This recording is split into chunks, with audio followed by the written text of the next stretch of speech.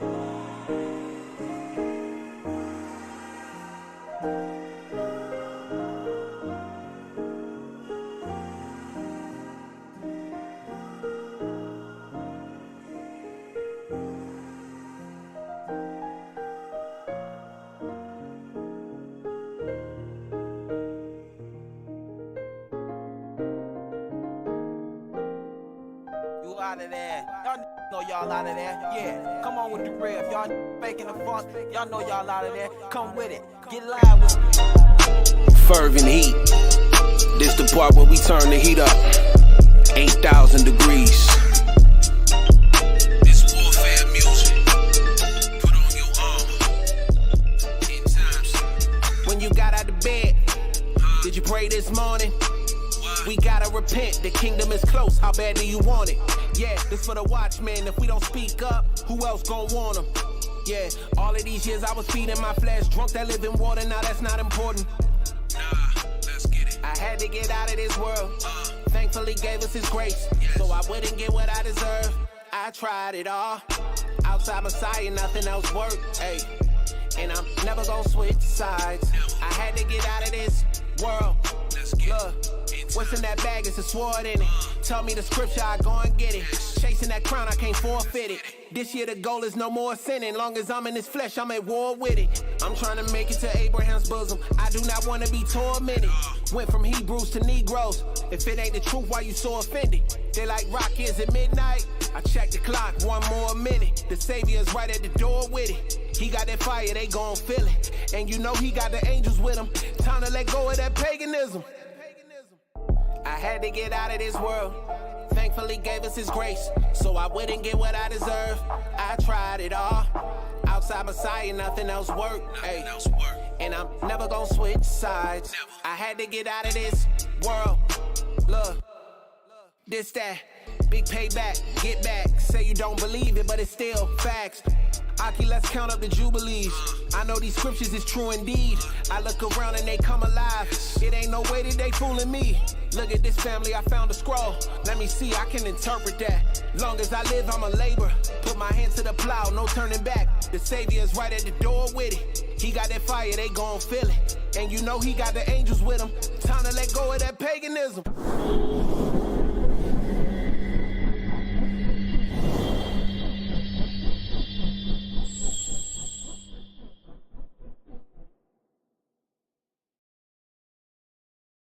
Shalom, shalom, brothers and sisters of the house, and nation of Israel. Shalom. All praises to the Most High on Shabbat day, whole day. Here to praise the Most High, put His word forward. I'll start off by definitely just making a little comment on the issue that happened with the brother Tyree Nichols in Memphis, Tennessee, and the 4 black police officers, so-called black police officers that beat him down. And there were additional officers that were there also.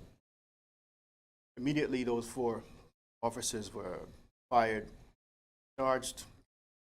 As time went on, the people complained. The other officers seen were also fired and will be charged. Problem with this, we're used to seeing white officers beating black people, black men, right? So to some people, this is kind of strange, and wondering why would that happen? And it's all biblical, because when you go to Matthew 24:12, it tells you the time that we're in. Okay, but also understand that in law enforcement, they don't necessarily see black or blue. When it comes to their cohesiveness, they don't see black or white, I should say. They see blue, and that blue wall that they have, what binds them together to do what they do. So, you would think that black officers wouldn't do that to a black man, point where they beat him so savagely that passed 3 days after. But when you're in law enforcement, your mind is not the same as it is with your family or with your community.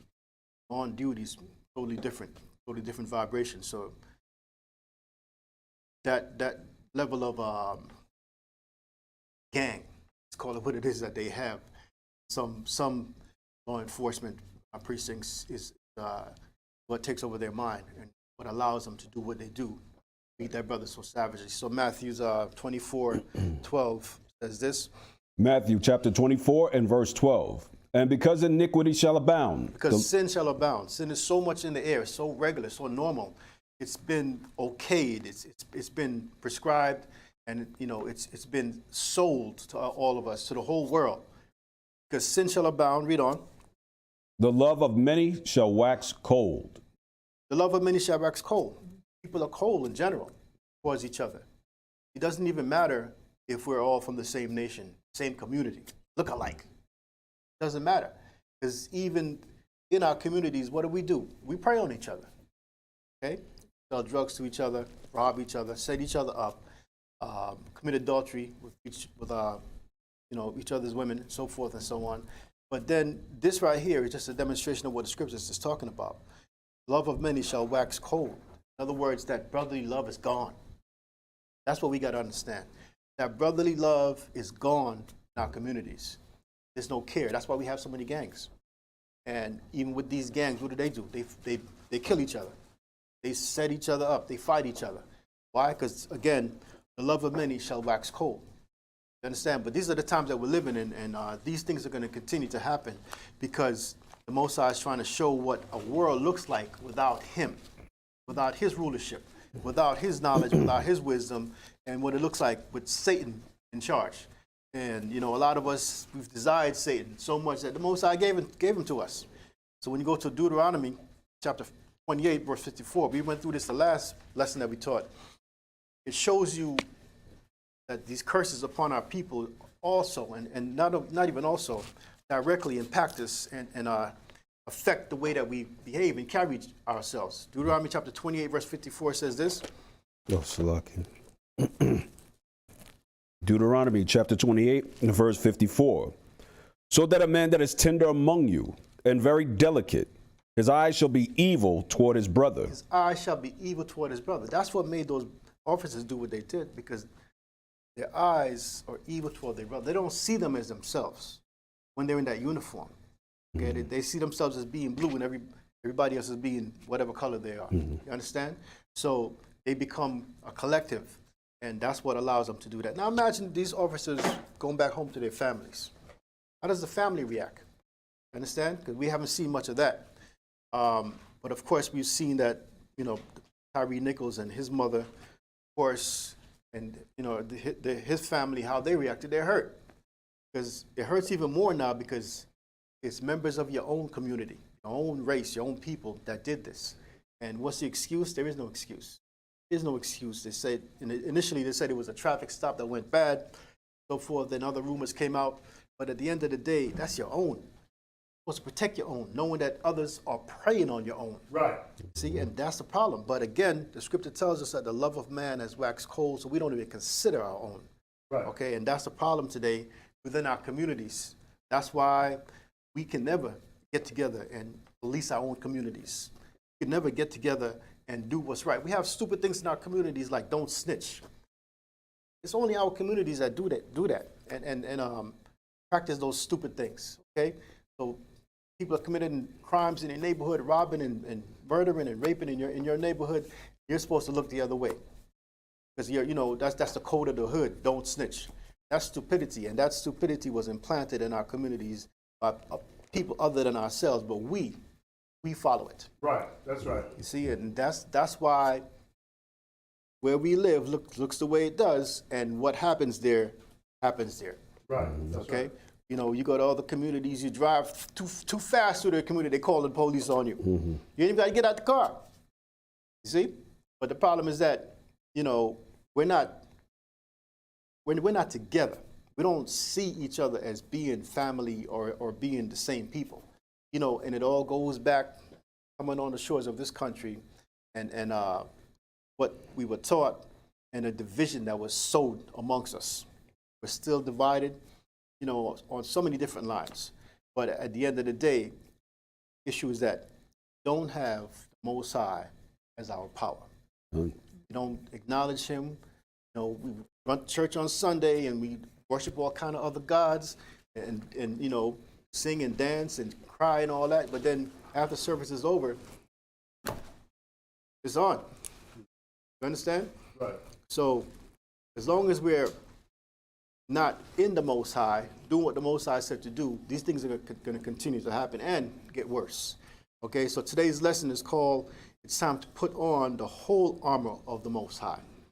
And that's exactly what we need to do, because that simply means we have to become more spiritual. We have to become more spiritual in everything we do. Okay, there are many, many, many factors in, like I said, in what happens in our communities. And it's a lot to do with the unseen. It has a lot to do with music, the vibration that's put out there that causes hatred. And you have a lot of rappers out here that rap about, adultery and killing and all kind of wickedness. That's a vibration that's put out there. And, we're a rhythmic people, and, it gets into our soul. So let's go to Proverbs chapter 30, verse 5. Oh, Salaki. People don't understand how we are. We are a soulful, rhythmic people, and they found the key to get into us. You know, Kanye West spoke about it, you know, spoke about the 808, and he spoke about music and all of that. And people don't understand. That's not a game. It's true. You know, they found a way to get to us and how to activate our inner demons, so to say. Right? But this is what Proverbs 30:5 says. Proverbs chapter 30 and verse 5. Every word of Yahweh is pure. He is a shield unto them that put their trust in him. Every word of the Most High is pure. Every single word of the Most High is pure. There's nothing diluted about it. There's nothing in there to make you react in a way that's not the way he wants. It's righteous. It's pure. It's not tampered with. It's pure. But the problem is that we're not in the word of the Most High. We're into everything else. So then as a result, that vibration is on us. Every word of the Most High is pure, and he is a shield or a protector unto them that put their trust in him. So now that's what we need to do. You put your trust in the police, you put your trust in the government, you put your trust in your gangs and so forth. But you need to put your trust in the Most High. Right, That's where right. that's where our trust needs to be, because if that's where our trust is, then he'd be what? A shield unto us, protection unto us. That's what we need to understand. Let's go to Psalms 144. You know, we trust everything else. We trust Esau and the Edomites. We trust the Gentiles. We trust everybody, but we don't trust each other, and we definitely don't trust the Most High. You know, Right. we look at each other as being the enemy, when in reality, that's not the case. Okay, Psalms 144, verse 1. Psalms 144 and verse 1. Blessed be the Most High, my strength, which teaches my hands to war and my fingers to fight. Read. My goodness and my fortress, my high tower and my deliverer, my shield, and he whom I trust, who subdueth my people under me. Now, when you're reading these words, and these words are coming from Bible, word of the Most High, some people it sounds soft. Some people it sounds like just talk. Some people it sounds like just words. But in reality, the reason why this world, our communities, and our lives are in such a shamble and so dark is we're not taking heed to this. Understand?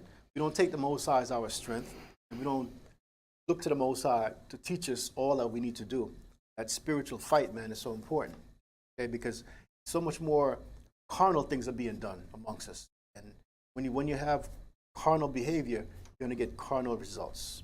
What happened to that brother Tyree Nichols about carnality, way of the world, and what those officers thought would be acceptable.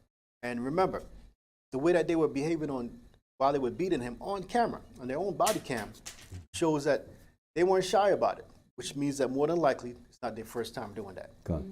They say they're preying on their own community. And you have some law enforcement organizations, a clique within each community that does that. Not all of them, okay, but some do. And, look, when I was growing up and I saw a police officer, I walked the other way. In a few incidents, a few times, when I had no choice but to deal with them. And they taught me lessons, man. They taught me not to deal with them. That's what they taught me. You understand? But at the same time, I had to learn to respect them because they were the law. But we're living in a different time right now where you can't trust anybody. Okay? So, again, the scripture says in verse 2, Psalm 144 and 2, my goodness and my fortress, my high tower, and my deliverer, my shield. That's who you trust in, the Most High. Okay? And he in whom I trust in the Most High, who subdueth my people under me. Read. Matter of fact, no, let's leave from there. We're going to go right into the lesson. Let's go to 1 Samuel's chapter 17, because we're dealing with the whole armor of the Most High. And when you're talking about the armor of the Most High, of course you're talking about spirituality. Okay? In our world, we see a lot of, carnal things, carnal weapons like guns and so forth, right? But dealing with the Most High on a spiritual level, you're above that. And kingdom that's coming is about being spiritual while in the body. So we're dealing with what we read before about David and Goliath. And this is about warfare, okay? And we're going to start at verse 22.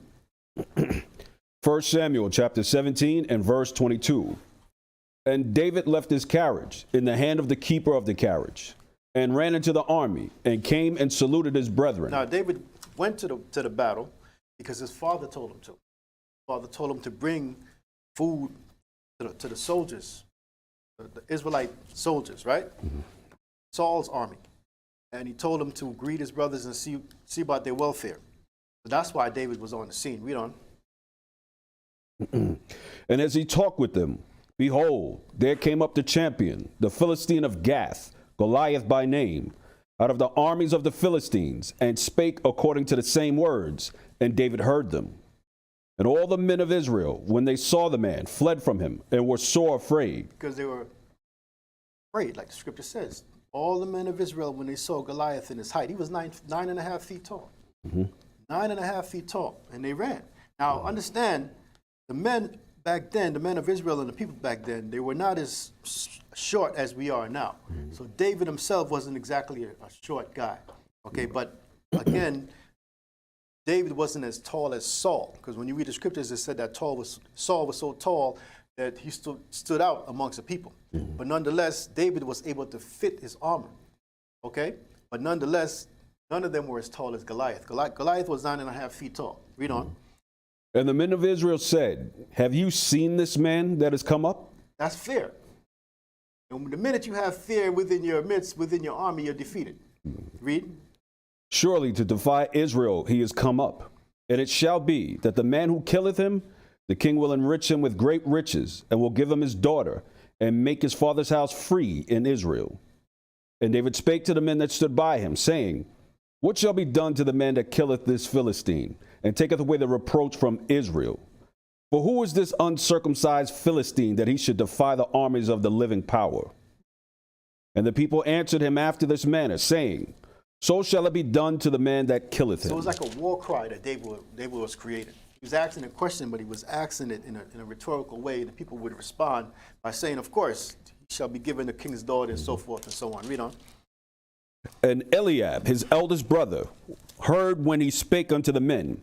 And Eliab's anger was kindled against David. And he said, why camest thou down hither? And with whom hast thou left those few sheep in the wilderness? I need to pay attention to this, because what this is doing, this is spiritual warfare right here, believe it or not. But this is the men of Israel are scared. Now, David's oldest brother doing what?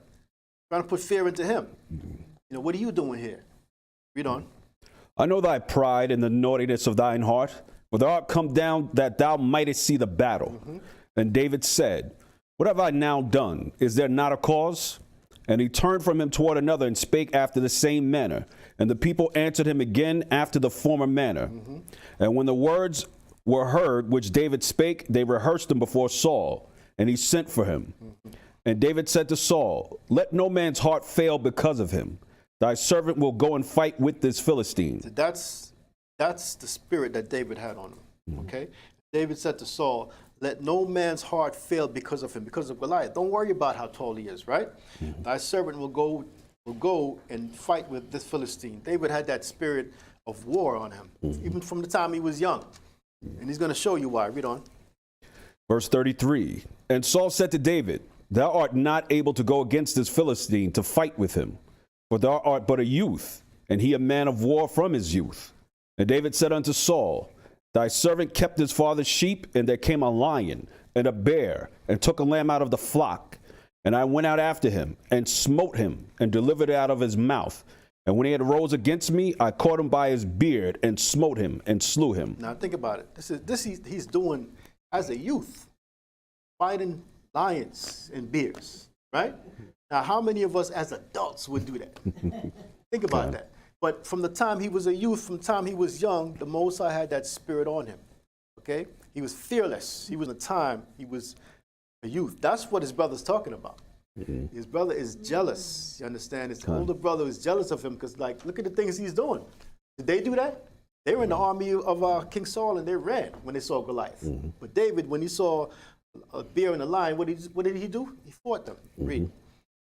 36. Thy servant slew both the lion and the bear, and this uncircumcised Philistine shall be as one of them, seeing he hath defiled the armies of the living power. So when Eliab was speaking to David at first, you know, you got to understand what he's saying, because Eliab said, why camest thou down hither, and with whom hast thou left the few sheep of the wilderness? I know thy pride and thy naughtiness of thine heart. That's what he's talking about. So that's how he's looking at the courageousness of David. Why? Because he's the younger one, and Eliab, being the oldest one, never did that. You understand? So it's jealousy. But again, this is what happens when you're a warrior. Everyone around you will try to put doubt in you, put fear in you. Okay, make you think that you're not what you actually are. Read. David said, moreover, Yahweh hath delivered me out of the paw of the lion, and out of the paw of the bear. He will deliver me out of the hands of this Philistine. And Saul said unto David, go, and Yahweh be with thee. Most High be with you. Go ahead. And Saul armed David with his armor, and he put on the helmet of brass upon his head, and he also armed him with the coat of mail. Now check this out. David fought a lion and a bear without all this armor. You got to think about what's going on here. So now Saul is, what does armor do? It protects you, right? But he fought a lion and a bear without protection. With just his hands of war that the Most High gave him. So he was already prepared to fight without armor. But nonetheless, Saul put his armor on him. Okay? And he put the helmet of brass upon his head and a coat of mail, which is heavy by itself. You understand? But David didn't need that to fight the lion and the bear. Read on. 39. And David girded his sword upon his armor, and he essayed to go, for he had not proved it. So now he had helmet of brass upon his head, and he had a coat of arms and a sword. These are all things that we use when we go to war to protect ourselves for defensive maneuvers and offensive maneuvers. Okay? But David's going to say what? Read on.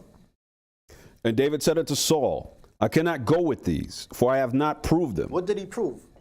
Just his own hands. You understand? Not this heavy coat of armor, but he proved his hands in the past when he fought with the lion and the bear. Read on. And David put them off him. And he took his staff in his hand, and chose him 5 smooth stones out of the brook, and put them in a shepherd's bag which he had, even in a scrip. And his sling was in his hand, and he drew near to the Philistine.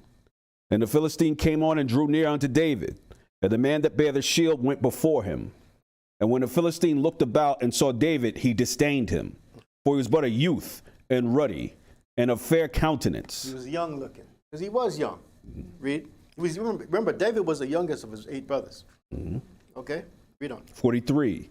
And the Philistine said unto David, Am I a dog that thou comest with me with staves? And the Philistine cursed David by his gods. And the Philistine said to David, Come to me, and I will give thy flesh unto the fowls of the air and the beasts of the field. Now this is a battle of good and bad, righteous and wicked. Because remember, now Goliath is all about his God. He's cursing, David in the name of his God, right? And he's just as brave, and even appearing to be braver because of his size. And his size was what? All about intimidation. Okay, he intimidated an whole army. The whole army of Israel was intimidated. They ran, including Saul. Okay, they all ran. They were all intimidated. But David had the spirit of a warrior on him. Read on. 45. Then said David to the Philistine, Thou comest to me with a sword, and with a spear, and with a shield. Now these are all what? Again, what we use to protect ourselves. Okay? These are all armor. This is armor. As big as Goliath was, it says what? Read that again.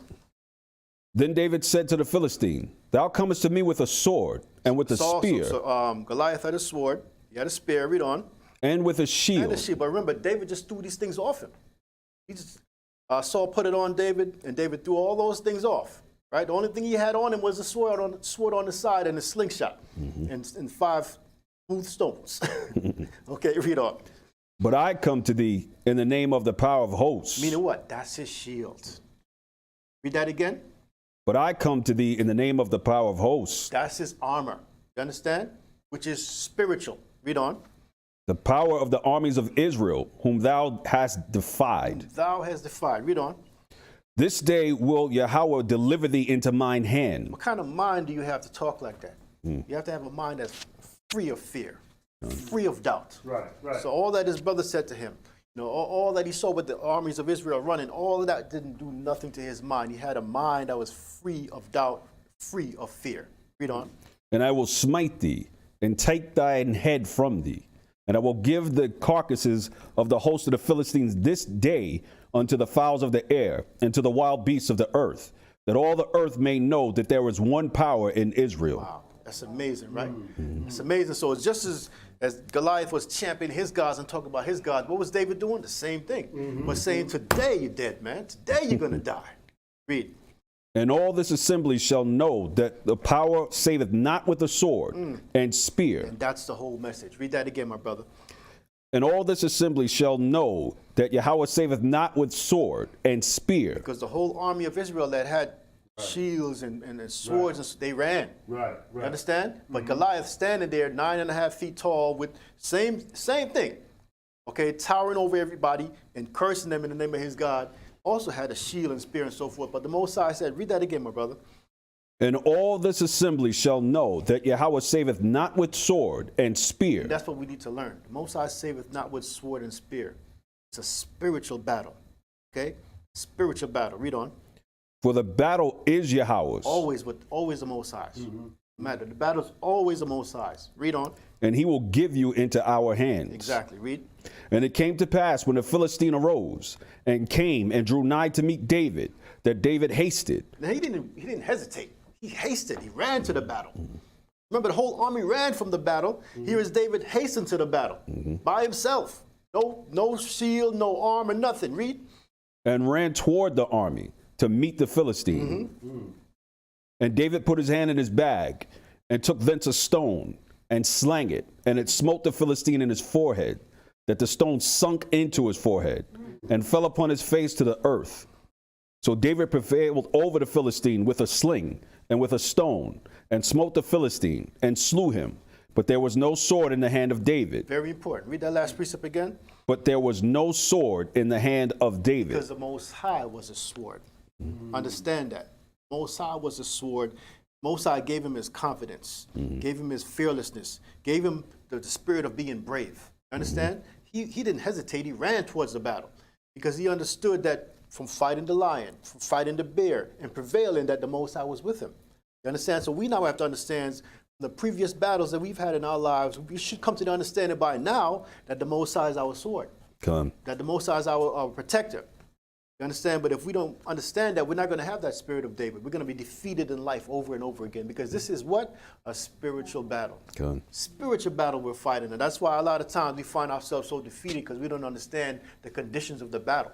We don't understand or even try to perceive what's going on, what brought the battle to you. Why are you in this condition that you are in life? Why are we as a nation in this condition where we're still being preyed upon, even by our own now? Think about that. Why? Because the Most High has brought this battle to us. We've done wrong, we've sinned and so forth, and the Most High is what? Punishing us. And until the day that we recognize that he is our sword and our shield, we'll never get it. My brother? And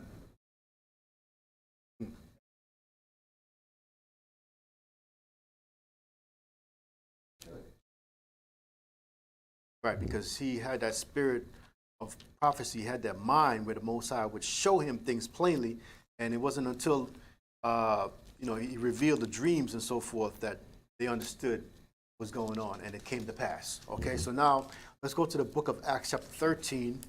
Acts 13, we're going to start at verse 22.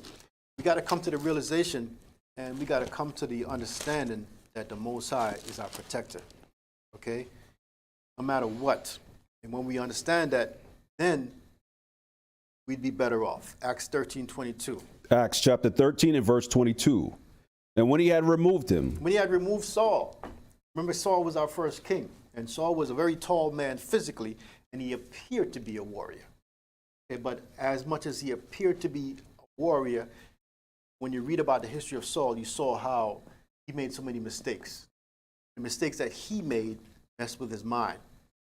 But the mistakes that he made cost him the kingdom. So it's not about sight. It's not about how a person appears. It's about who the Most High is with. The Most High wasn't with Saul. Saul was used as an example of what kings shouldn't be. You understand? Let's read on. Acts 13 and 22. And when he had removed him, he raised up unto them David to be their He king. raised up unto them David to be their king. He removed Saul and raised up David to be their king. Read on. To whom also he gave testimony and said, I have found David, the son of Jesse, a man after mine own heart, which shall fulfill all my will. Who was a warrior from the time he was a youth. Most High put that spirit on him. Okay, and as a king, David killed many. Understand, David fought for Israel and fought Philistines and fought all different nations to bring Israel into being a nation and to protect that nation. Okay, by the time that David's son Solomon came on the scene, Solomon had peace because David had fought everybody, okay, and defeated them. So now it says what? I have found David, the son of Jesse, a man after my own heart, which shall fulfill all my will. And that's beautiful because it shows you the kind of warrior, the kind of man that the Most High is looking for. Man that has total confidence not in physical things, but in him. A man that has total confidence in the Most High that he will protect him at all times. That's the kind of man that the Most High is looking for, right? Now let's leave there and go to the book of 1 Corinthians chapter 10, verse 1, because we got to understand this battle that we fight in life.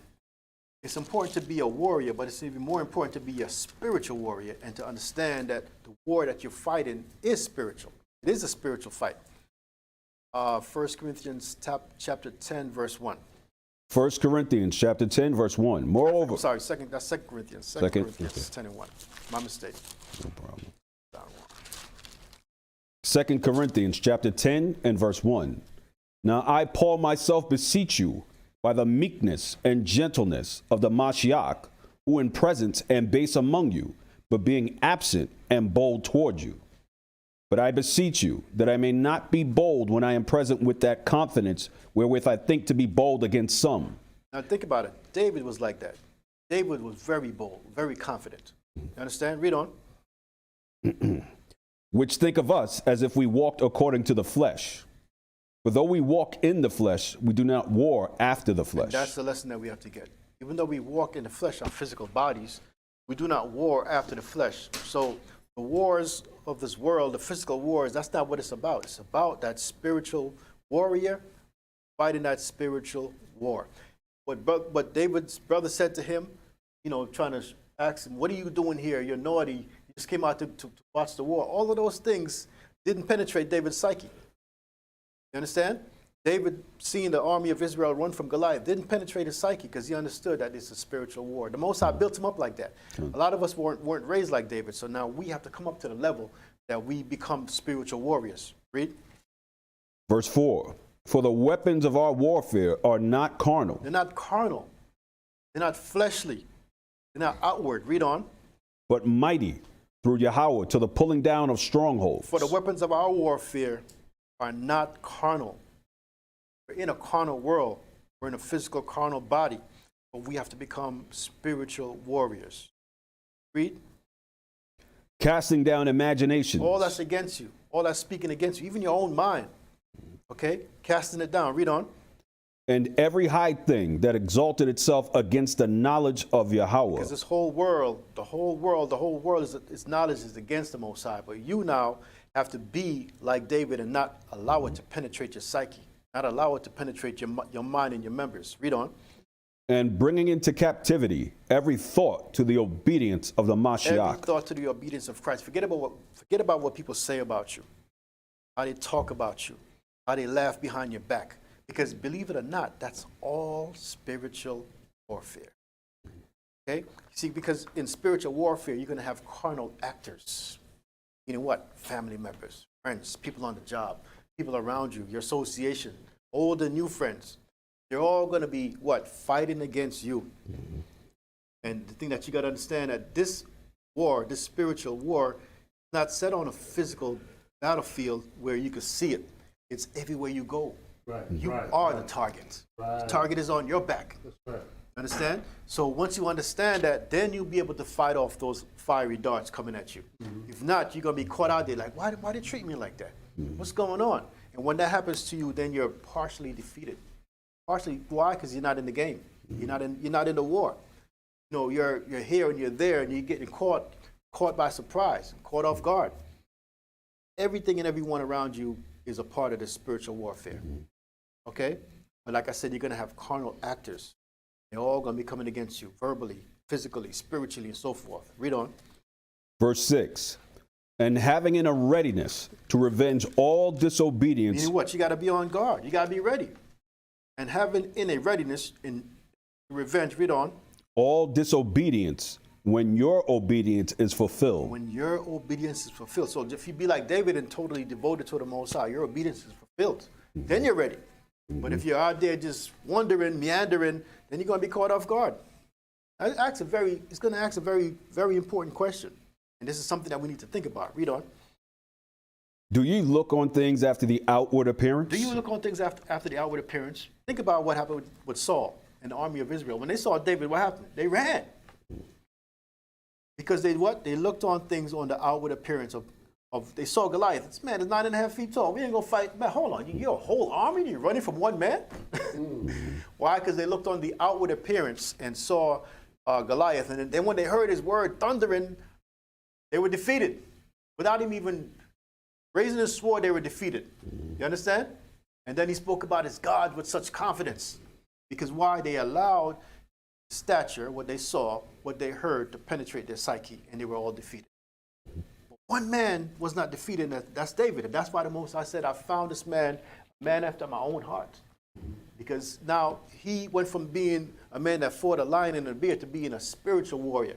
How was he a spiritual warrior? Because he had that confidence, that fearlessness, that braveness in him. You understand? Ready. Was he not ready to fight Goliath? Scripture said he ran toward him. He didn't hesitate. He didn't step back and say, "Dad, he kind of tall though." He didn't do none of that. He ran towards him, took off Saul's armor, all of that. Said, "No, I can't wear this stuff, man. I'm not used to it." You understand? So the Most High can give you that spirit, but you have to be willing. You have to be open to get that kind of spirit. So read that question again. Verse 7. Do ye look on the things after the outward appearance? If any man trust himself that he is a Mashiach, let him of himself think this again, that as he is the Mashiach, even so are we Mashiach. We are all the army of the Mashiachs. Understand? And when you're dealing with the Mashiach, when you're dealing with Yahushua, when you're dealing with Christ, you're dealing with a man that knew that death was coming and didn't run from it. Okay? Knew that he was about to be put to death and sacrificed, but he understood it was a process of the Most High and that he had to go through it. So what we're going through in life, we have to go through it, and we have to be like David. We have to be like Yahushua. We have to be like Christ and ready and willing to the death. To the death. Okay, when you do that, what happens? Then you prove yourself to the Most High and you prove yourself to yourself. Okay, now we're going to move from here. We're going to come back here later, but we're going to move from here and go to the book of 1 Peter chapter 5, verse 8. You have to have a certain mindset. And it's not easy to get and maintain a certain mindset, but you have to have this certain mindset to be a warrior for the Most High. We're in 1 Peter chapter 5, verse 8. 1 Peter chapter 5 and verse 8. Be sober. You have to have a clear mind. And the reason why you have to have a clear mind is because you're not a weekend warrior. Okay? You are a man and a woman that's in spiritual warfare which never ends.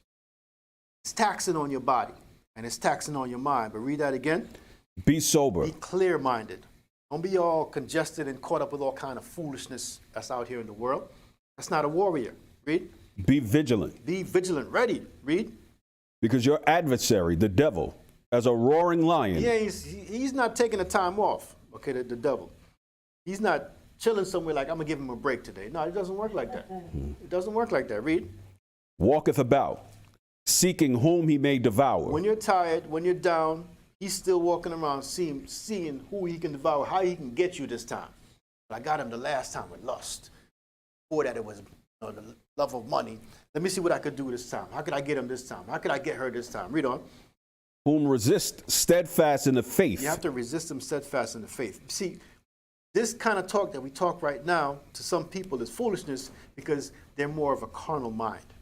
That's why they always lose. Right. You understand? But the more you think carnally, the more you lose because this is a spiritual battle. It involves your body, but this is a spiritual battle. Read that again. Whom resist steadfast in the faith, steadfast in the faith, knowing that the same afflictions are accomplished in your brethren that are in the world. Meaning what? Our brothers in the world is fighting the same fight. In and out of the truth. In and out of the truth. Out of the truth, not knowing what the hell is going on. Just fighting with their eyes closed. And it's fighting a spiritual battle with a carnal mind. Fighting a spiritual battle with their carnal bodies. Meaning what? They're losers. They're losing. You understand? That's what's going on. We're not understanding, we're not coming to the realization of what's going on. We're lost. That's the problem. And let's leave here and go to the book of 2 Corinthians chapter 11, verse 14. See, we're looking for the enemy, but we get shocked because sometimes we don't expect the enemy to be your mother. You don't expect the enemy to be your best friend. You don't expect the enemy to be your mother and your father, your husband, your brother that you grew up with. You don't expect that. But then they come with some craziness and throw you off guard.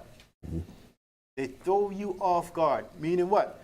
Say the devil is walking around seeing how he may devour you, and he's not going to come in person and say, hey, I'm the devil, I'm going to try you one more time. No. You're going to jump into somebody, put thoughts into their mind, and then they're going to come at you. That's spiritual warfare, but the problem is this. He's coming at you spiritually. You're reacting carnally. You're crying. You're getting upset. You're getting lost. Yeah, why? You understand? You can't fight a spiritual battle by carnal means, even though you have carnal actors in the process. Everybody understand? Okay? So that's the truth of it all. But now I want you to read this, 2 Corinthians chapter 11, verse 14. 2 Corinthians chapter 11, verse 14. And no marvel, for Satan himself is transformed into an angel of light. He didn't come looking like he does, his own self. He came looking like an angel of light, somebody good, somebody you trust, right? Coming looking all acceptable, like a brand new gift. You want that. Let me open that gift, right? And when you open that gift, nothing but wickedness, trouble. But you don't know it in the beginning. So read that again. And no marvel. Don't even think too hard. Don't think that's impossible, but read on. For Satan himself is transformed into an angel of light. Why did he transform into an angel of light? Because he wants you to like him? No, because he wants to deceive you. He wants to deceive you. And each time he does that, what happens? He gains your trust. Because he doesn't come looking harmful. He doesn't come looking like he's a deceiver or a trickster. He doesn't come like he wants to get you. He comes looking like someone that you can trust. Who is that? That's your mother. That's your father. That's your husband. That's your wife. That's your brothers. Okay? Those are the people on the job that you trust. That's what it's talking about. But the problem is that you don't expect that. You don't expect that. So each time Satan does it, he gets you. And he's fighting a spiritual war, and you're reacting carnally. Right? Read the next verse. Therefore, it is no great thing if his ministers also be transformed as the ministers of righteousness. Right. They appear to be righteous. They appear to be righteous, right? Matter of fact, let's go up a few verses. Let's go to, matter of fact, read verse 13. Verse 13. For such are false apostles, deceitful workers, transforming themselves into the apostles of the Mashiach. Exactly. They look like the apostles of the Mashiach, but they're not. That's what we have in our churches. That's what we have in our community leaders. That's what we have in our government, right? People they appear to be righteous or for us or speaking for, the Mashiach, Christ. Or for the most, they're good Christians, they call themselves, right? Cross, got a cross and all that, brother and sister and all of that little, so-called meek talk, right? But that's how they get you. That's how they get you. And when you put yourself in their presence in the church or wherever, you make yourself open to their deception. Okay? Make yourself wide open, and you're already wounded. You're already wounded. And you go to them open for answers, and what do? They mislead you. That's the problem. But the problem is that we're making ourselves victimizing our own selves, allowing ourselves to be victimized. Okay, that's what the scriptures is talking about. You cannot do that if you want to be a spiritual warrior. A lot of us, unfortunately, we're warriors just in garments. We're warriors just in words. We're not spiritual warriors because we're constantly being wounded in the battlefield of life. My brother.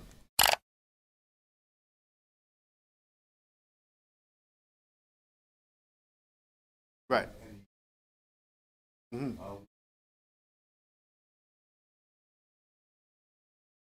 Yeah, because you're not able to see, you're not allowing yourself to see what the Most High has put in place. Okay, so that's the most important thing, looking through spiritual eyes, see what's going on before you react. Before you react, you know, we've been taught to not think before we speak, not think before we act, just go. And then say, well, that's just me. No, that's stupid. You understand? That's the difference between being a child and a man, or a child and an adult. Get to a point in life where you have to become more wise to what you do. If you don't, you're going to suffer all your life. And that's the story of our communities and our people. Go to Ephesians chapter 6, verse 11. Ephesians chapter 6 and 11. You know, we're victimized over and over again. You know, and every time it happens, we're caught by surprise. You know, Tyree Nichols is not the first black man to be beat by police. Definitely not. You know, but every time it happens, it's an outrage, it's an outcry, and nothing is done. A little bit of marching here and there, the family gets paid, right? And then move on to the next. Ephesians chapter 6, verse 11. Ephesians chapter 6, verse 11. Put on the whole armor of Yahweh. And that's the title of this lesson. Put on the whole armor of the Most High. But you can't put on something that you don't know. When David saw the armor of Saul, he said, I'm not used to this. That's basically what he said. It might be on me, but it doesn't fit. I can't fight with this on me. It's a distraction, and you know, it's not going to help me move. Okay, he was used to fighting with his bare hands. Okay, he fought a lion and a bear with his bare hands. So putting on the whole armor of the Most High means that your whole mindset has to change. Now you're becoming a spiritual warrior. Read on. That ye may be able to stand against the wiles of the devil. And in putting on the whole armor of the Most High, you start to acknowledge who your enemy is. You see people in front of you that's against you, that's giving you a hard time, but you got to look past their physical bodies and personalities and to know that it's the devil that's moving them, that's motivating them. Understand? It's the devil that's putting thoughts into their minds and words coming out of their mouth. When you do that, then you become a spiritual warrior. Then you put on the whole armor of the Most High. Outside of that, you're just a defeated man and woman. We're a defeated nation because we keep going through the same things over and over again. Every year, there's a couple of black men that's beaten by police, right? Every year, there's thousands upon thousands of our children that are missing every day, never to be seen again. We're powerless to do anything against it. Powerless. Okay? And that's something that we have to come to realize, that there are forces out here that are not necessarily physical. They're against us. It comes from carnal bodies, but it's not necessarily physical. That's against us. So we just read Ephesians chapter 6:11 that says, put on the whole armor of the Most High, that ye may be able to fight, basically, against wiles of the devil, the attacks of the devil. We're going to come back here, but I want us to leave here for now, go to the book of James chapter 4, verse 7. James 4 and 7. Just going through the same motions, man, over and over again, it's like pointless. When do we come to realize, you know, that this whole system is against us? When do we come to realize that we're set up? When? Instead of realizing that, what do? We just march. No justice, no peace. How many times have we heard that? And then we look at ourselves and say, why did that happen to us? Even that question could be answered by the Bible.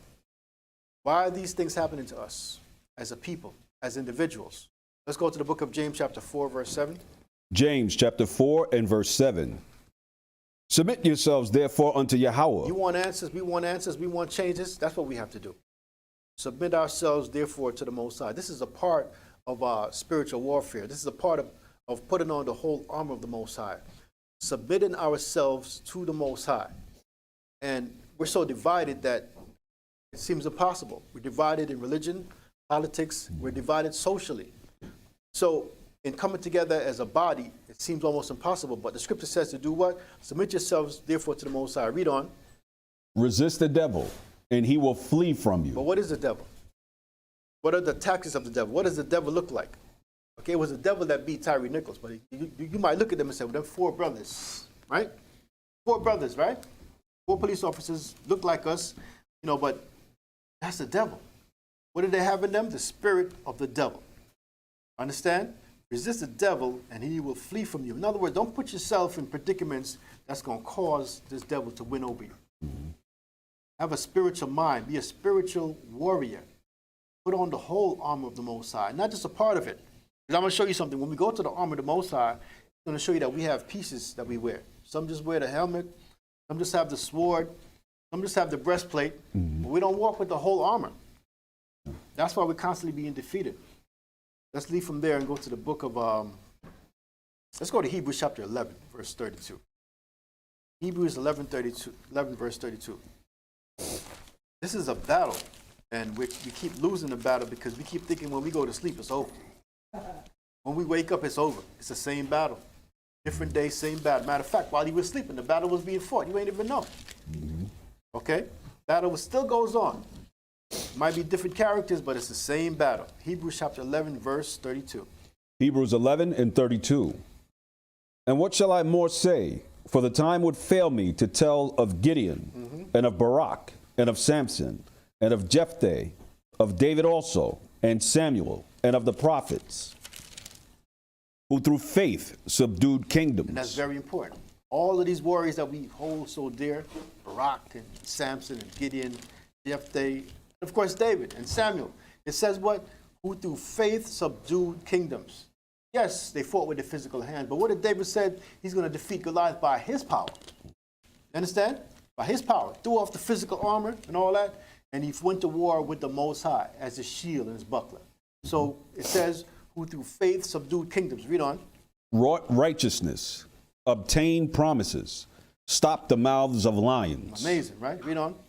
Quenched the violence of fire, escaped the edge of the sword, out of weakness were made strong, waxed valiant in fight, turned to flight the armies of the aliens. Amazing. Through faith they did all this. What drove David? What was his catalyst? What made him so invincible? His faith in the Most High. The Most High proved to him that he was with him. And the Most High has been trying to prove to us that he's with us all along, but we ignore it. Each time that he delivers us, saves us, he gets us out of jams, he's showing us, look, I'm with you. That's what he's showing us, but we don't listen. We just go to the next battle like we're starting all over. Let's leave here and go to the book of, let's go back to Ephesians chapter 6, verse 10. Ephesians chapter 6, verse 10. Yeah, slide. We are a spiritual people, but the problem is that we don't behave, we don't accept that spirituality. Yeah. When you speak about spirituality, you're talking about the Most High. Okay, when you speak about spirituality, it's not just about church on Sunday. That's not spirituality. You're talking about the Most High all day long. Ephesians chapter 6, verse 10. Ephesians chapter 6, verse 10. Finally, my brethren, be strong in Yahweh and in the power of his might. That's how David was. That's how we have to be. We have to be strong in the Most High. We have to be strong in the power of his might. That's what drove David. You understand? He was so confident in the Most High. But what happens when we get into a jam? We turn to everything else but the Most High. Then in the end, we throw the hands up and say, oh, Lord, help me, please. Why? You done did everything else. You call on everybody else, right? Now you go to the Most High. But the Most High says what? Finally, my brethren, be strong in the Most High, in the outer one, and in the power of his might. He has to be up here all the time. Most High has to be up here all the time. First thing that you turn to. The first thing that you should do when something happens is pray. You ain't got to get down on your knees. Hey, you ain't even got to face the east. Just pray. Then when you get a chance, you get down on your knees and face the east. You understand? But in your mind, spiritual warfare, it starts here, up in your mind. Okay? That's the kind of warrior that the Most High wants. That'll rush towards the battle. Not faint, not give up. Okay? Not seek another source, but the Most High wants a warrior that has him in mind all the time, ready for the battle. Read on. Put on the whole armor of Yahweh. Put on the whole armor of the Most High, not just part of it. See, people running around talking about, oh, I got faith. That's a part of it. You understand? That's a part of it, but what about the rest of it? Read on. That ye may be able to stand against the wiles of the devil. For we wrestle not against flesh and blood. That's the thing that we really got to get to understand. It's not a physical, carnal battle. Read that again. For we wrestle not against flesh and blood. It's not against spirit, flesh and blood. Flesh and blood might appear in front of you as the enemy, but what's driving it? Okay? What's driving it? Goliath appeared in front of the army of Israel as flesh and blood, and they ran because they got scared, because they got carnal. What was driving Goliath? The belief in his God, right? His size. He knew that he could intimidate them, so he won. You understand? But to be a spiritual warrior, you have to put all of that beside you, behind you. Put all of that behind you and be a fighter. Okay? Go ahead. For we wrestle not against flesh and blood, but against principalities, against powers, against the rulers of darkness of this world. Right, exactly. So put on the whole armor of the Most High, that ye may be able to stand against the wiles of the devil. For we wrestle not against flesh and blood, but against principalities. Amazing, right? Against principalities. Read. Against spiritual wickedness in high places. Have you seen any of these things lately? Have you seen them? No, you haven't. Because it's all spiritual. Coming from carnal minds and carnal mouths against you, but it's not somebody you see on the corner putting up like curses. I curse Israel. It's not that time. They're in high places doing wicked things. But you have to put on the whole armor of the Most High to be able to resist. You don't know how they're coming next, but you're ready. Like David, you're running to it. You understand? Read. Verse 13. Wherefore take unto you the whole armor of Yahweh. Why is this being said again? First he said, put on. Now he's saying, wherefore take. Take unto you. Take it with you, man. Don't just put it on and put it off. You put it on and say, okay, the battle's over. Now I can just rest him. Nah. That battle is constant. That's why it says, read that again. Wherefore take unto you the whole armor of Yahweh. Take it with you. Take the whole armor of the Most High with you. Take the whole armor of the Most High with you, because the battle is constant. It doesn't stop. Read. That ye may be able to withstand the evil day. And we're in that evil day. We're coming to the climax of that evil day, but we're in that evil day. Okay, and in the evil day, what happens? Exactly what happened to Tyree Nichols. That's evil. But you understand that if you're not looking through this through spiritual eyes, you're not going to get that. You're just going to say, another black man killed by the police. What are we going to do? You got to look at it from a spiritual angle. And you see that these things, all these things are going to happen because we're living in that kind of world where the love of man has waxed cold. And we look at each other as enemies. Read. And having done all to stand. Exactly. So when you take with you the whole armor of the Most High, remember, the best example we have is David throwing off Saul's armor because he wasn't used to it. It's too heavy. Now get that out of here. I haven't proved that yet. You understand? But if you put it on, try it on spiritually, get used to it, get used to using it, then you could do what? Take it with you. That's why it says what? Wherefore take unto you the whole armor of the Most High. Big difference. Some of us want to just try it on and say, this is all right. You know, this is cool. Then we put it down. Go to sleep. Next day, we leave home without it. Get attacked all over again. You left your armor home, man. How you going to fight? You're not going to fight. You're going to get defeated. In them streets, right? Wherefore, take unto you the whole armor of the Most High. That what? That ye may be able to stand, may be able to withstand in the evil day, and having done all to stand. Read verse 14. Stand therefore, having your loins girt about with truth. The truth. Go on, the pastor, get that up for me. The truth, the one I sent you. Stand therefore, having your loins girt about with truth. Not instead of just reading this like we usually do. Let's focus on each part of the armor, right? This is very important. Stand therefore having your loins girded about with truth. What is your loins? Your loins is your private members. It's the weakest part of a man. What happens if your enemy kicks you in your loins, my brothers? You're done. You're done. So what does it mean? Know your weakness. Know your weakness, or in other words, what?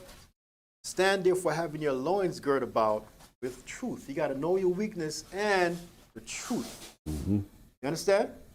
Now it says what in John 8:32 says, know the truth and the truth shall set you free, right? Very important. But if you don't get that, put that all together, you're weak. You're going to be weak. You're leaving yourself open and vulnerable.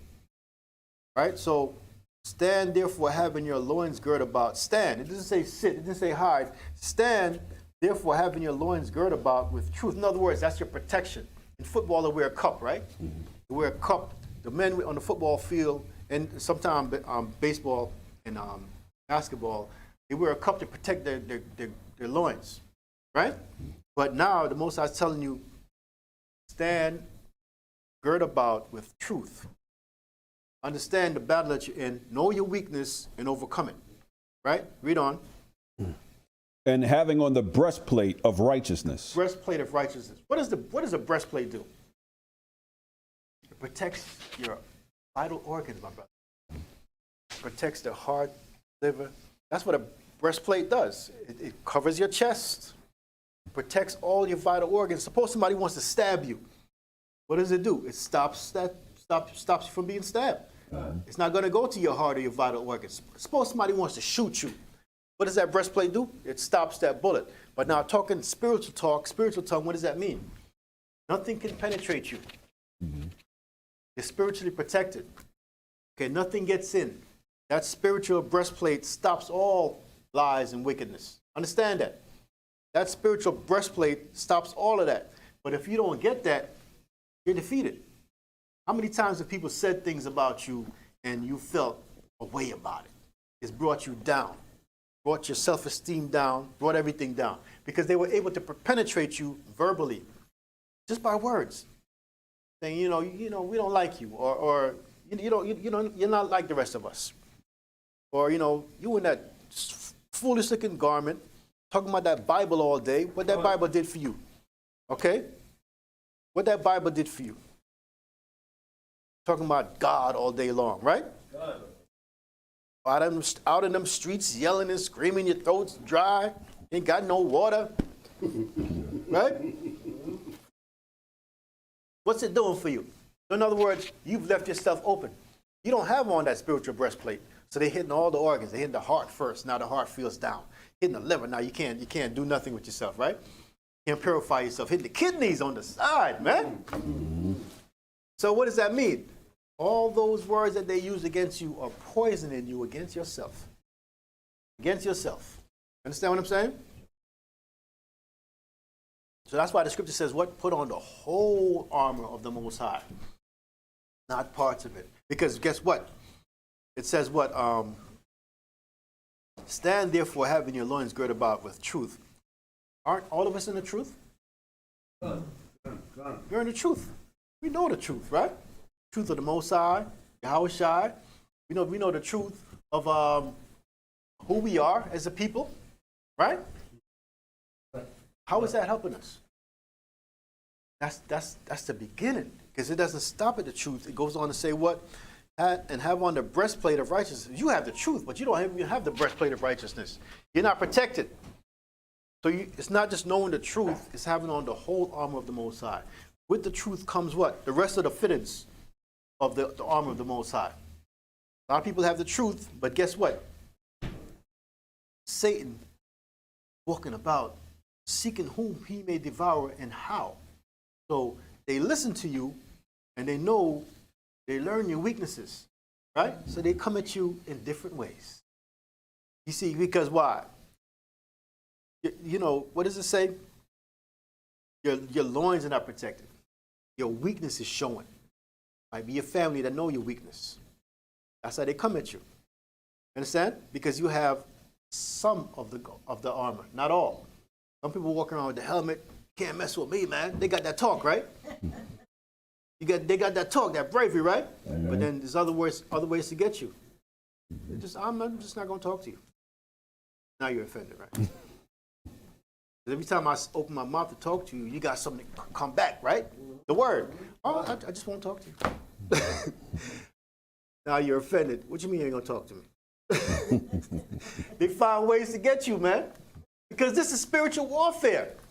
And the problem is that you're supposed to be a spiritual warrior, but you don't understand that you have carnal people coming at you.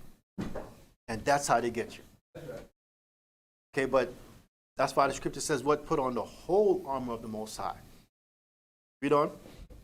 Verse 15. And your feet shod with the preparation of the gospel of peace. And your feet shod with the preparation of the gospel of peace. Beautiful. Because that's how you have to come. That's how you have to walk.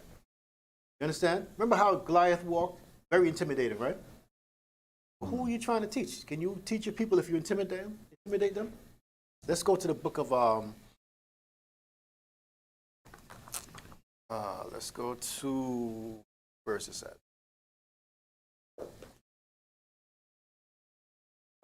Isaiah 52 and 7. Isaiah 52 and 7. This is serious. You know, sometimes we appear so intimidated to people that they're afraid to approach us. And that defeats the purpose. Isaiah 52 and 7. Isaiah chapter 52 and verse 7.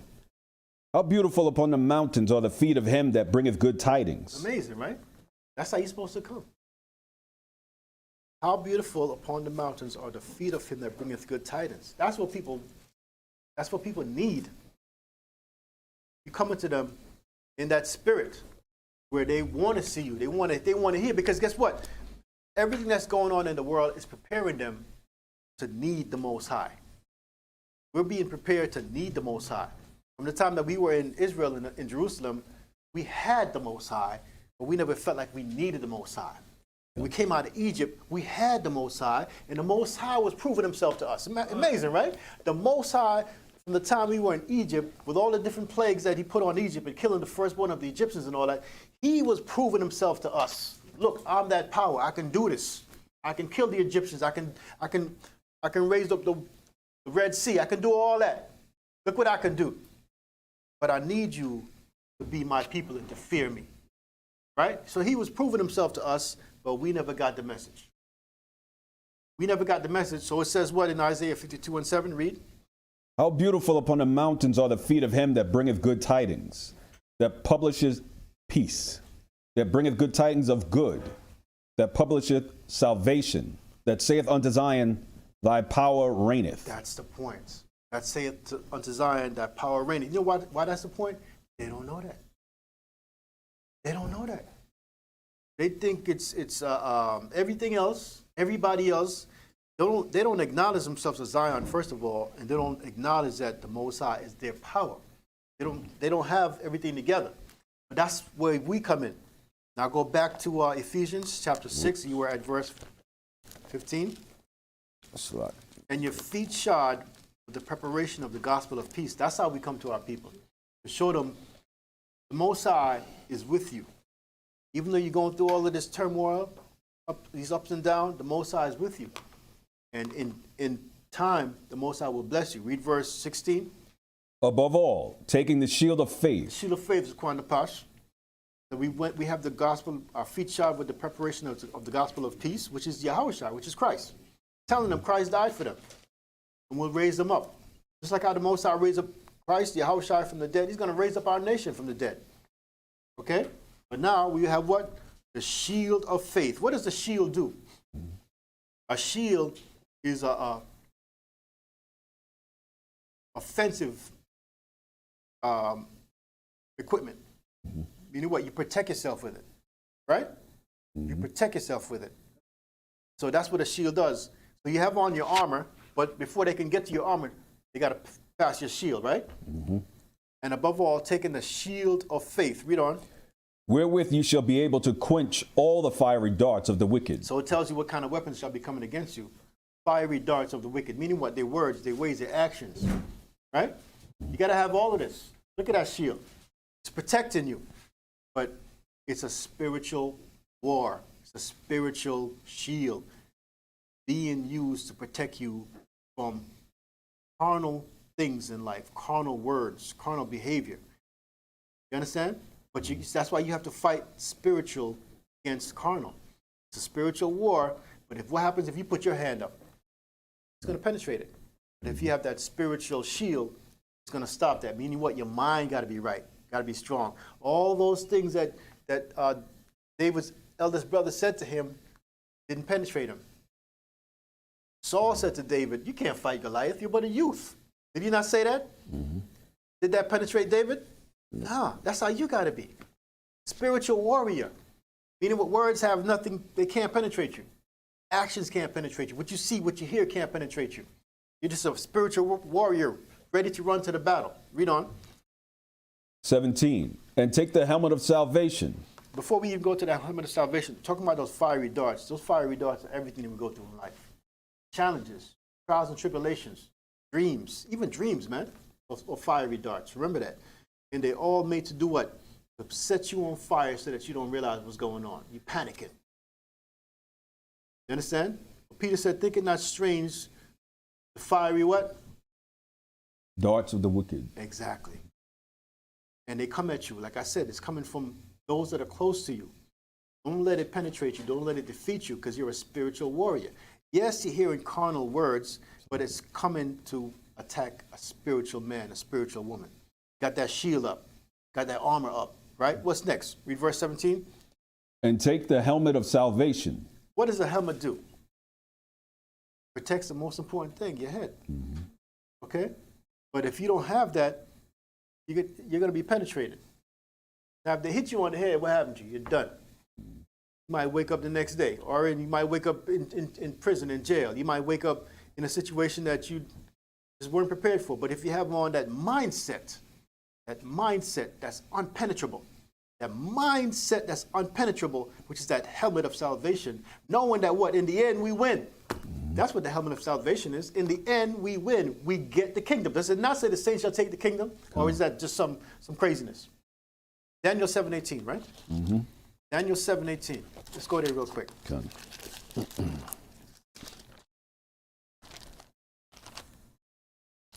Read that.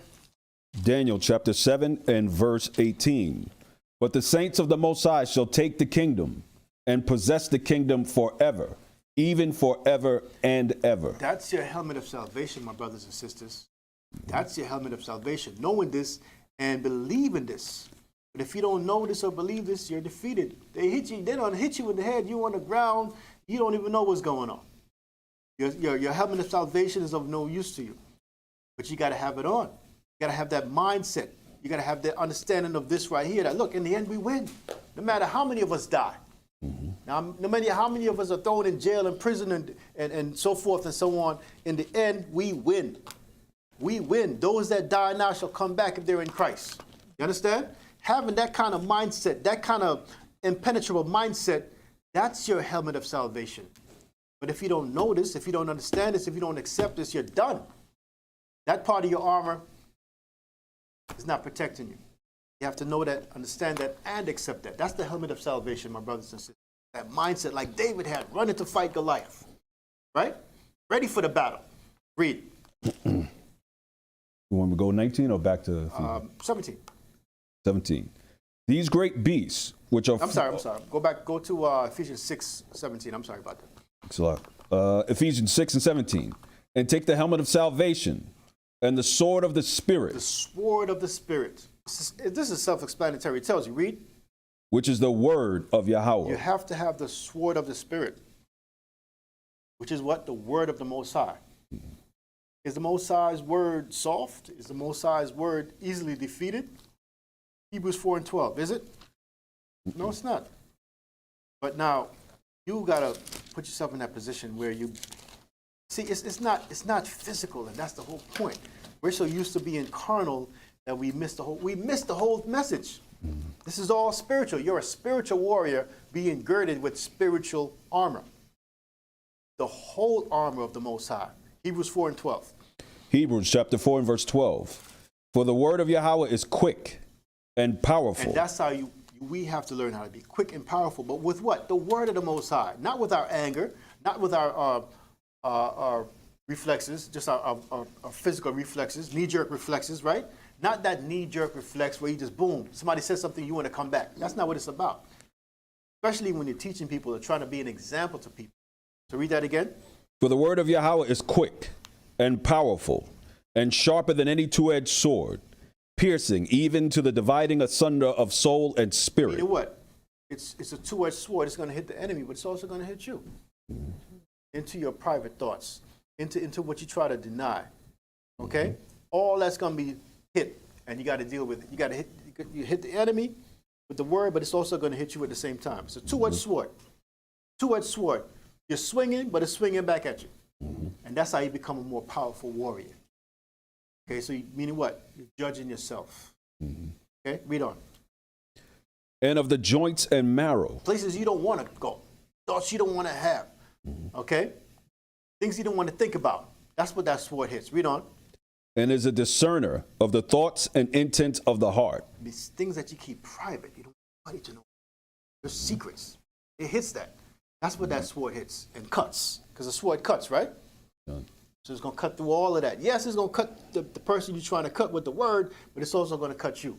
But the cutting of you makes you a more spiritual warrior. Because now you're dealing with the devils. You're dealing with the thoughts and the things that you don't want to think about. You're bringing them up front and you're fighting. You become a more spiritual warrior. Scripture says you can't heal somebody if you don't heal yourself. You understand? I was going to say, being as double-edged, you'll think twice about swinging it. There you go. There you go. But see, this is not to make you bleed out. This is not to defeat you. This is not to make you, just wounded on the battlefield. This is to make you a more better warrior, spiritual warrior. Understand? This is to make you, to put you in the fight. Now, verse 13. Hebrews? No. Yes, Hebrews 4:13. Neither is there any creature that is not manifest in his sight, but all things are naked and open unto the eyes of him with whom we have to do. Right. That makes us more spiritual, knowing that, okay, everything we do, the Most High is watching. There's nothing, we're naked before him. We can't hide anything. Okay? We can't hide anything. Can't put on fig leaves like Adam and Eve, which is figurative, and think, okay, I'm going to hide behind this tree right here. Or I'm going to hide behind these brothers. I'm going to blend in. It doesn't work like that. The Most High has a beam that's focused on each and every one of us. But that should be something that helps us to not sin and to be more spiritual warriors. Let's go back to Ephesians. This battle is the most important battle that we can fight because it's a constant battle. It's a battle that, like I said, it doesn't even end when you sleep. Ephesians, just read verse 17. Ephesians chapter 6 and verse 18. Praying always with all prayer and so it says the sword of the Spirit, and that's a beautiful picture right there, showing you a physical sword, and that the Bible is actually that word of the Spirit. That's the sword that you need. That's the sword that you should always have with you. Yes, the book in your hand, but also try to get as much up here as possible. Okay, try to get as much up here as possible, because there's going to come a time when you can't walk with this. There is a time. There might be a time now where you're going to be only able to quote. Okay? So that sword right there, always have it with you. Always. Now, my brothers Aquan Posh, we're going to move to verse 18, talking about what? Read. Praying always with all prayer and supplication in the Spirit. Praying always with all prayer and supplication in the Spirit. See, that's a big part of it, because that's what a warrior does. He doesn't go to war on his own merits. Oh, my strength and my knowledge, my experience, that'll make me win this battle. Nah, that's not the way it works. Praying always with all prayer and supplication in the what? In the Spirit. In the Spirit. Why is it important to be in the Spirit? Why is it important to be in the Spirit? John 4:24. Why is it important to be in the Spirit? Because if you're not in the Spirit, you're in the flesh, right? Done. But John 4:24 says this. John chapter 4 and verse 24. Yahweh is a spirit. That's why you have to be in the spirit. That's why you have to be in the spirit. Read that again. Yahweh is a spirit, and they that worship him must worship him in spirit and in truth. Spirit and truth. If you're not in the spirit, you're in the flesh. You're carnal. Just ready to just go off, right? Talking about that's just me. Well, get over that. Become a spiritual warrior of the Most High. Growth. You can't keep doing like they do in the world. Talk about, oh, that's just me. You know, that's just how I do and all that. That's foolishness. Okay? We need growth. We have to become spiritual warriors. No, go back to Ephesians. So, prayer, my brothers and sisters, it has to be constant. Yes, outward, vocally, verbal, and all that, but also always in the mind. Always in the mind. And that's a nice image right there. Okay? Verse 19. And for me, that utterance may be given unto me, that I may open my mouth boldly, to make known the mystery of the gospel. That's being a warrior. You understand? That's being a warrior. That's running to the fight like David did. Read on. For which I am an ambassador in bonds, that therein I may speak boldly, as I ought to speak. As you ought to speak. Not speaking foolishness, not just speaking out of emotion, but it says what? For which I am an ambassador in bonds. In bonds. That therein the bonds, I may speak boldly as I ought to speak. Very important. Very important. Okay? We'll read verse 21. But that ye also may know my affairs, and how I do. Tychicus, a beloved brother and faithful minister in the Adawan, shall make known to you all things, whom I have sent unto you for the same purpose, that ye might know our affairs. Right. Read. And that he might comfort your hearts. And that's what it's all about. You know what I'm saying? We're all warriors, we're spiritual warriors. We have to learn how to comfort each other. We have to learn how to help each other. We have to learn how to share with each other our battles and empower each other. That's very important. Let's go to Psalms chapter 91, verse 4. Psalms 91 and 4. 91. Psalms chapter 91 and verse 4. He shall cover thee with feathers, and under his wings shalt thou trust. His truth shall be thy shield and buckler. He that, Psalms 91. 91 and verse 4. I'm sorry, 91 and 1. I'm sorry. 91 and 1. He that dwelleth in the secret place of the Most High shall abide under the shadow of the Almighty. I will say the word of the Most High. He is my refuge and my fortress, my power. In him will I trust. So the Most High is going to be all of this armor to you. Read. Surely he shall deliver thee from the snare of the fowler and from the noisome pestilence. So now this is just the snare of the fowler and the noisome pestilence all goes to the final end. But in these days and times, it's all that's going on with us. Fight that we're fighting. Read on. He shall cover thee with his feathers, and under his wings shalt thou trust. His truth shall be thy shield and buckler. His truth, the truth of the word shall be thy shield and buckler. And there's so much mixed messages. There's so many lies. There's so much lies being added on to the truth that in these days and times, a lot of us become confused, especially if we're on TikTok and we're on Facebook. We're on all of these different sites. People are giving their comments and adding history and false history. Now, the latest thing is that Egypt is in America, right? The latest thing is that Egypt was always America. And we were always here. Listen, from the time that we were in the land of Israel, people have been traveling all over the world, including over here. Okay, but we were in Egypt as captives, a nation. Not that some of us was in Egypt and some of us was in America. Right. No, Right. The Most High liberated and freed all of us as a nation. Right. You understand? And put us in our land. We didn't do what he said to do, so he sent other nations against us to put us in captivity and so forth and so on, right? Right. So at some point in time, you had Canaanites, you had people of Tyre and Zidon. They always had ships and so forth. They traveled the whole world. Yes, they came over here. Of course they did. Okay, Esau was not the first here. He came here and saw people here, obviously. Right? But now this whole thing about Egypt was really in America. Give me a break. Okay? America is spiritual Egypt. Understand that. There's a big difference. We were sent here to serve punishment and captivity and slavery in this country because we broke the laws of the Most High. Not all of us came by the slave ships. Not. But the bulk of us came by way of slave ships because that was our punishment. That's the fulfillment of the prophecy. You understand? But now they're selling you, you're on TikTok and you're on all these different sites and they're selling you all this fantasy. You know what I'm saying? That's why I say they mix lies with the truth. And they make it seem like, oh, just a couple of us, maybe about 4 of us came on 4 ships, 1 per ship. And the rest of us, we were here already. We were all here. So one guy said it's not, what? Economically, what's that? Yeah, like, oh, have the sick cargo and you lose all the money.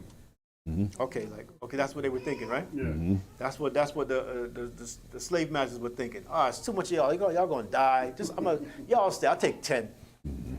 No, see, people start to go into foolishness, and they start to mix, what the different religions and the different schools of thought to our history, and they confuse us. You understand? But the idea is for us to remain in the book. Let's go to give me Matthew 6:33. Matthew 6:33, real quick, because this is all about spiritual warfare. People don't understand that when you see your own people on the screen talking about what they think they know, it messes with your psyche. You understand? It messes with what you know to be true. Matthew 6:33. Matthew chapter 6 and verse 33. But seek ye first the kingdom of Yahweh, right, and his righteousness, and all these things shall be added unto you. All these things shall be added unto you. When you seek first the kingdom of the Most High, if you seek the kingdom of man or the knowledge of man, you're going to lose. You're going to be dumbed down. You're going to be lost all over again. You're going to be saying, wait, that sounds pretty good. But the scripture says this, Isaiah 34:16. This is what you need to do. Because many have been deceived by foolishness, by going astray, by adding on. And the scripture said what? Don't add on. Understand? Look, there are many books, there are many schools of thought, but this is your foundation. Isaiah 34:16 says this. Seek ye out of the book of Yahweh. Seek here out of the Bible. Because this is one book of history that they've not been able to destroy. And the way that the Most High did that is by making them think that he was talking about them. You understand? That's why the Most High said you should send them great delusions. That's a great delusion, right? See, you preserved it because you thought it was talking about you, but no, it's not talking about you. But now that you, the ones of us that know that, need to stay in the book. Because everything that's in here is going to come to pass. Read on. And read. And read that again. Seek ye out of the book of Yahweh and read. Stop reading nonsense. Okay, that's spiritual tactics and spiritual darts being thrown at you. You don't even know it. Now people are going left and right. They adding on. They're making added lies to the truth. Because what? You're not seeking to the book of the Most High. Oh, that's new knowledge. That's new information. Right? That's new darts you're swallowing and then giving to other people. Messing up their minds. Read on. No one of these shall fail. Not one prophecy shall fail. Read. None shall want her mate. You got to add another book to this. The book of the dead. Let's read that. Okay? Let's read this and let's read that. Come on, man. The Bible is the word. Not to say that there are other books from the Bible. Yes. But even with that, you got to be careful because there's a lot of bones. Read on. For my mouth it hath commanded, and his spirit it hath gathered them. My mouth it has commanded, and his spirit, the Most High Spirit, gathered these words, these books. You understand? So people say, oh, the book has been tampered with and so forth, and you can't trust it and all of that. Don't worry about that. Don't worry about that. The Most High has put together what you need to survive in these last days. Okay? And the good news is that, yes, it's talking about you. This is your gospel. Isaiah 33:6. This is your gospel. This is what you need. This is your food. right? And if you understand that, then you'll be all right. Read that. Isaiah chapter 33 and verse 6. And wisdom and knowledge shall be the stability of thy time. Wisdom and knowledge. Whose wisdom and whose knowledge? The Most High's. Not what this so-called professor and this leader of this group and this one and that one is saying. No, that's man's wisdom and knowledge. But the wisdom and knowledge of the Most High shall be what? The stability of thy times, these times, every time. But the more you leave this word and go to something else, you're destabled. Okay? You're not stable anymore. Destabilized. Laying there wounded, not even knowing. Not knowing it. That's how you become an Islamic Hebrew. Okay? That's how you become all kind of madness. You know, the fruit of Islam and all of that. Having your slave master's religion and claiming it for your own. Talking about, oh, some of our forefathers that came on the slave ship, they were into Islam because it was forced on them. Right. And if they didn't choose it, they were killed. So a lot of us pretended to be into Islam so we could trade, because remember, the Muslims controlled all the trade routes at a certain point. Right. Remember, we were in Africa, and what did the Islamic people do? They invaded Africa. After they invaded Mecca and all of that, they invaded Africa. Who was there? We were there. Put things together, man. The more you put things together, the more you have a foundation. So it says, and wisdom and knowledge shall be the stability of thy times. Every time, these times. And then it says what? And strength of salvation and the fear of the Most High is his treasure. Read that whole thing, my brother. Isaiah 33 and 6. And wisdom and knowledge shall be the stability of thy times, and strength of salvation. The fear of Yahweh is his treasure. The fear of the Most High is his treasure. The more he knows that you fear him, it's his treasure. Why? Because you don't fear him, fearing something or someone else. What does that mean? He made you, he's feeding you, he's sustaining you, but you're giving thanks and fearing something and someone else. You understand? That's not how the Most High made you to be. He made you to be a servant unto him. And people sound so convincing out here. They make it sound so, you know, like right and makes sense. It goes with the Bible, right? Don't be fooled. A lot of foolishness out here. I'm telling you, I spend less time on TikTok. I haven't gone to Facebook in months. You understand? Because those things, even though you might get a lot of information and news on them, they can lead you astray. And sometimes it's by brothers wearing and looking like and having on. You understand what I'm saying? And saying my name is, Shalom. You know, I'm an Islamic Hebrew. And I just want to tell you that, we've gone to the next level. We're not just Hebrews, but we're Islamic Hebrews. What the hell is that, man? That's a confused man. Okay? You're going back and forth. You're walking backwards. Okay? Because that doesn't make any sense. If you are under Islam, you're under Christianity, that's your slave master's religion. Understand that. Why? Because the Arabs enslaved us before everybody else. Remember that. And they did nasty things to us too. They robbed us, they raped us. Everything that Esau did to us, they did to us first. But they were under Islam. Now you claim you're Islam, right? Now, you're a Christian. What did they teach us during slavery? Christianity. And not only did Christianity make you more of a captive than anything else, it puts you in a place where you are afraid to run away from your slave master. They gave you the slave Bible. Tell you fear and love your master, right? That's what you did. But now you're Christian, you're Islamic Hebrew, all these things that was created to keep you down. Where's the wisdom in that? See, my book says what? Wisdom and knowledge shall be the stability of thy times. Shall make me balance. But the wisdom and knowledge of the Most High, not the wisdom and knowledge of man.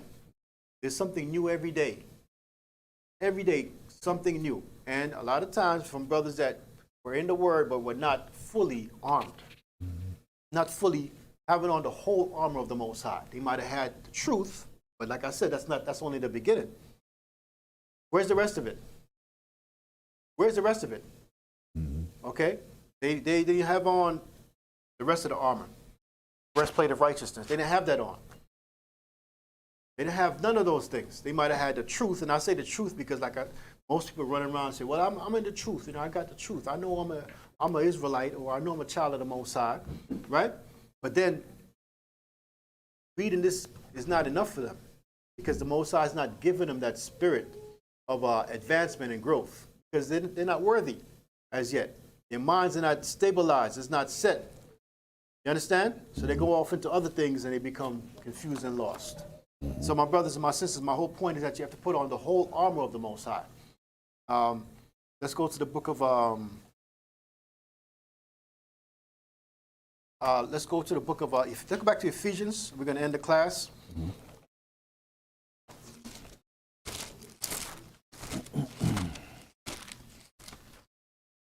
Ephesians 6 and... I think we read 20, right? You read 20? Yeah. Read on. Read 20 again? No, matter of fact, I want you to read 23. 23. Ephesians 6 and 23. Peace be to the brethren, and love with faith, from Yahweh the Father, and the Adawan Hamashiach Yahushai. Grace be with all them that love the Adawan Hamashiach Yahushai, in sincerity, Amen. Peace be to the brethren, my brothers, and love with faith, from the Most High, the Father, and the Adawan Yahushai. Very important. You want to get that peace, that mindset, that stabilized mind, a mind that doesn't waver, that peace, then you have to be in the Most High. You have to be devoted to the Most High. Forget about everything else. Good to learn, but it's not good to be swallowed up by every foolishness that comes up. Right. Don't make yourself a victim. Don't be victimized by religion and what people call history, mixing of history, right? Verse 24, grace be with all them that love our Adawan Yahushai in sincerity. Amen. You have to be sincere, my brothers and sisters. Okay? Sincere. That's why our brother Ben will ask from time to time, are you sincere in the word? Are you sincerely with us? Are you sincerely with the Most High? Because that's where you have to be, because then you're stabilized. Okay, you're not running around with your ear itching. What's that new word? What's that new information? You understand? Don't let people fool you. Be with the Most High. Be with His word. Proverbs 3 real quick. Okay. It's so easy to be distracted and to be led astray. 3 and 1. Proverbs chapter 3 and verse 1. My son, forget not my law, but let thine heart keep my commandments. Don't forget what the Most High has taught you. Don't forget the law. That's the foundation. Okay? You want to know the Most High, learn His law. Read. For length of days and long life and peace shall they add to thee. Let not mercy and truth forsake thee. Bind them about thy neck. That's very important for salvation. Remember mercy. Mercy to your brother, to your wife, to your family, to your friends. That show mercy to them. They might not show it to you. But that's for what? For long life and so forth, right? Read. Write them upon the table of thine heart. Amazing, right? Your mind. Read. So shalt thou find favor and good understanding in the sight of Yahweh and man. Exactly. Read. Trust in Yahweh with all thine heart, and lean not unto thine own understanding. Very important, my brothers and sisters. Trust in the other one with all thine heart, meaning what? Your mind. Don't let men steal your mind. Don't let men add foolishness to your mind. Then all of a sudden, you're not sure. You're not sure the Sabbath day is on the seventh day. Okay. It might be Monday. Why can't it be Sunday? Right? Why? Because the Most High said that. Because the Most High said it's the seventh day. But if you add men's wisdom or men's philosophy, you'll be thrown over. You'll be lost.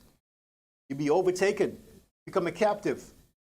But it says, what? Trust in the outer one with all thine heart, meaning your mind, and lean not unto thine own understanding. Read. In all thy ways acknowledge him, and he shall direct thy paths. So if you're looking for direction, acknowledge the Most High.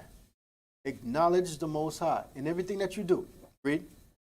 Be not wise in thine own sight. Because that's what's going on now.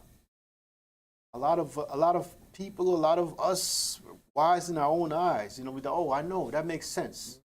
That makes sense. There are people talking about, oh, Yahushua Christ came already. Yeah, came already, and you know, we're in the kingdom. You know, people are saying, you know, all of these words, they're just figurative. It's not real. And they're leading people astray. But it says what? In all thy ways acknowledge him, and he shall direct thy path. Read on. Be not wise in thy own eyes, right? Read. Fear Yahweh and depart from evil. Fear the Most High and depart from evil. Read. It shall be health to thy navel and marrow to thy bones. Honor Yahweh with thy substance and with the first fruits of all thine increase. Exactly. Because that's how our minds have to be. Okay, so I'm going to end the class by reading verse 5 again, which says, read that again, my brother. Trust in Yahweh with all thine heart, and lean not unto thine own understanding. And therefore, you will have put on the whole armor of the Most High. Okay, you will have put on the whole armor of the Most High. You'll be rightly outfitted, and you'll be ready for the battle. Outside of that, you're just not ready. Okay, so it says you will have what? The whole armor of the Most High. You'll have your loins will be girded with truth. You'll have the breastplate of righteousness. Your feet will be shod with the preparation of the gospel of peace. You will have the shield of faith. You know, wherewith you shall be able to quench the fiery darts of the wicked. And you have the helmet of salvation, my brothers and sisters, and the sword of the Spirit, which is the word of the Most High. And also it says what? You will constantly be in prayer and supplication in the Spirit. That's the whole armor of the Most High. Piece by piece, not just one piece. Can't go to war with just a helmet, because then your whole body's exposed. But you can't go to war with just the breastplate, then your head is exposed, right? Right. It doesn't make sense. So like I said, most of us have the truth, but it says here, stand therefore having your loins girded about with truth, but it doesn't stop there. It goes on to say, and having on the breastplate of righteousness, and so forth and so on, and so forth and so on, which is the whole armor of the Most High. Don't just say you got the truth and that's it. Because so many of us have the truth, but then people come with words and with fancy this and fancy that. Eloquent speakers, orators, right? And they get us. Family come and say, you know, such and such and so forth and so on. Egypt was really here, you know, in America. We never came on the slave ships. Imagine that. 2023, people are saying we never came on the slave. Black people, man. What's wrong with you? Are you that sick? Right. Come on. Right. But that's the whole point. You have the truth, but then you have itching ears. Right. And that's what gets you in trouble. That's right. So put on the whole armor of the Most High. Go ahead, my brother. I was going to add to all that stuff people are hearing. If you pay attention, they never mention Yahweh or Yahushua. That's right. Right. That's right. Think about That's that. Right. Think about that.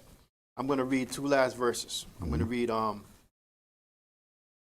the whole armor. Second verse 11. I'm sorry, Salaki. What chapter? What book? We're still in Ephesians. Oh, in Ephesians, okay. Let me get it first. Put on the whole armor. And it says, right, okay, we're going to read verses 11 and 13. 11 and 13? Ephesians 6 and 11. Put on the whole armor of Yahweh, that ye may be able to stand against the wiles of the devil. So it says, put on the entire armor, the whole armor.